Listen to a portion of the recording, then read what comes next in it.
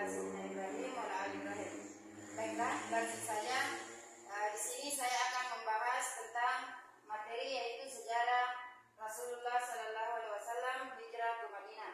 Jadi yang pertama di sini yaitu misi diutusnya Rasulullah Sallallahu Alaihi Wasallam. Terus ada 3 poin. Yang pertama di sini dia untuk menyempurnakan nakhlak manusia, membangun manusia, mulai dan bermanfaat sebagai rahmat bagi seluruh alam. Yang kedua, dakwah Rasulullah, dakwah secara sembunyi-sembunyi, dakwah secara terang-terangan. Terus yang ketiga, sikap teladan Rasulullah Sallallahu Alaihi Wasallam. Yang pertama, dia memiliki jiwa yang teguh. Yang kedua, tabah dan sabar. Yang ketiga, bijaksana. Yang keempat, berakhlak mulia. Yang kelima, tegas. Dan yang keenam, bertawakal kepada Allah. Sekarang, strategi perjuangan Rasulullah dan para sahabat. Dakwah secara sembunyi-sembunyi, Nabi Shallallahu Alaihi Wasallam bersabda secara bersembunyi-sembunyi kepada orang-orang terdekat dan keluarga, maka terdapat orang-orang yang pertama masuk Islam. Jadi di sini yang pertama masuk Islam adalah yang pertama Siti Khadijah, yang kedua Ali bin Abi Thalib, yang ketiga Abu Bakar, yang ketiga Zaid bin Harithah, yang kelima Bilal bin Habbab. Terus yang kedua, dakwah secara terang-terangan.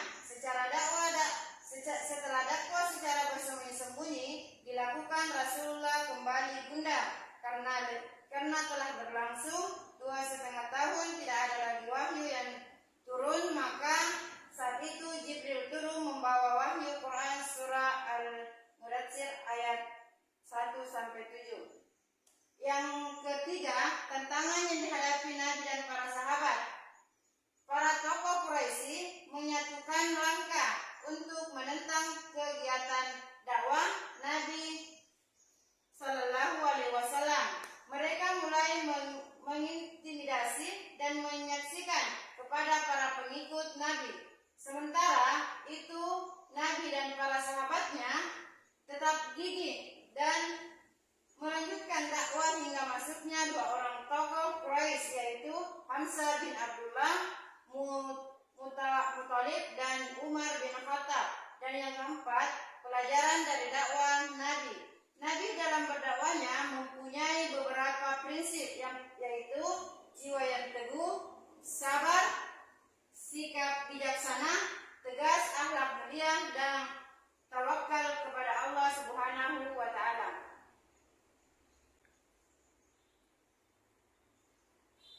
Terus yang ketiga, memahami perjuangan Nabi dan para sahabat dalam menghadapi masyarakat Mekah. Gambaran masyarakat Mekah sebelumnya datangnya Islam. Masyarakat mengalami kemunduran moral yang luar biasa, seperti menyembah berhala, merampok, membunuh, mabuk, dan berzina. Yang kedua, gambaran akhlak dan pribadi Rasulullah. Nabi Sallallahu Alaihi Wasallam memiliki sosok pribadi yang mulia dan anggun, memiliki sifat jujur, amanah, pemberani, santun, pemurah, pemaaf, dan rendah hati, sederhana, dan lain-lain. Selanjutnya yaitu meneladani perjuangan Nabi dan sahabat di Madinah. Mencontoh perjuangan Nabi Sallallahu Alaihi Wasallam dengan perencanaan yang matang, kerjasama yang baik, keikhlasan yang tulus, pengorbanan yang besar, jalinan persaudaraan, dan bangga sebagai Muslim. Sejarah Nabi dalam membangun masyarakat ke Madinah.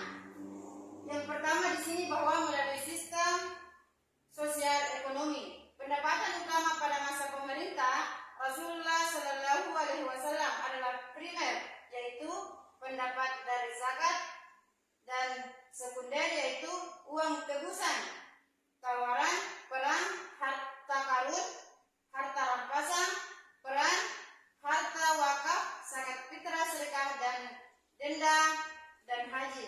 Terus yang kedua, di sini melalui kegiatan perdagangan, yaitu prinsip ajaran Islam dalam pandangan, yaitu memberikan kemudahan, ikhtiar, melarang praktik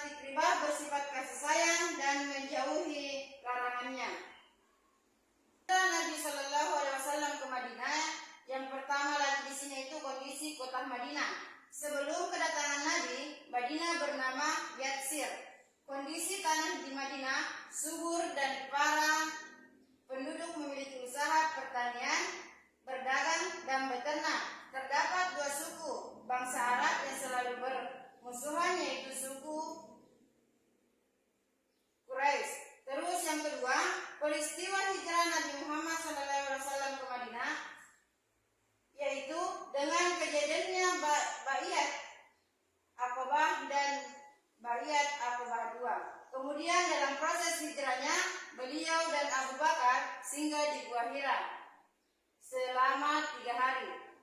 Tengah perjalanan menuju Madinah, beliau membangun masjid yang bernama Masjid Quba. Peristiwa hijrah Nabi Muhammad SAW ke Madinah secara fisik dengan dibangunan Masjid Nabawi.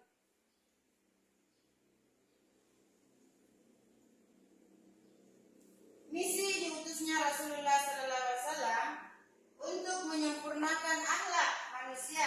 Sejarah telah mencatat bahwa masyarakat Mekah khususnya dan bangsa Arab pada umumnya dikenal sebagai masyarakat jahiliyah. Sebelum datangnya Islam, kota jahiliyah dapat dimaknai bodoh, gelap, dan sesat. Berawal dari kondisi masyarakat Arab yang seperti itu, maka Allah mengutus Nabi untuk memberikan penerapan dan pencerahan bagi kehidupan manusia. Rasulullah SAW bersabda, sesungguhnya aku diutus untuk menyamai urusan budi pekerti. Yang kedua, untuk membangun manusia mulia dan bermanfaat. Allah berfirman yang artinya, sungguh yang paling mulia di antara kamu di sisi Allah orang yang paling bertakwa. Sesungguhnya Allah Maha mengetahui, meneliti. Quran surah Al-Hujurat surat ke-49 ayat 13. Dalil di atas menunjukkan sifat keadilan Allah Subhanahu wa taala, yakni semua manusia di hadapan Allah itu sama. Ketakwaanlah yang menjadikan manusia dimuliakan oleh Allah Subhanahu wa taala. Agar dimuliakan Allah, kuncinya adalah kita harus taat kepada Allah dan rasul-rasulnya. Allah Subhanahu wa taala berfirman yang artinya, dan taatlah kepada Allah dan Rasul Muhammad agar kamu diberi rahmat. Quran surah Al-Imran surah ke-5 ayat 132. Jadi itulah tadi pemaparan dari perjuangan Nabi Muhammad SAW. Sekian dari saya. Billahi taufiq wal hidayah. Assalamualaikum warahmatullahi wabarakatuh.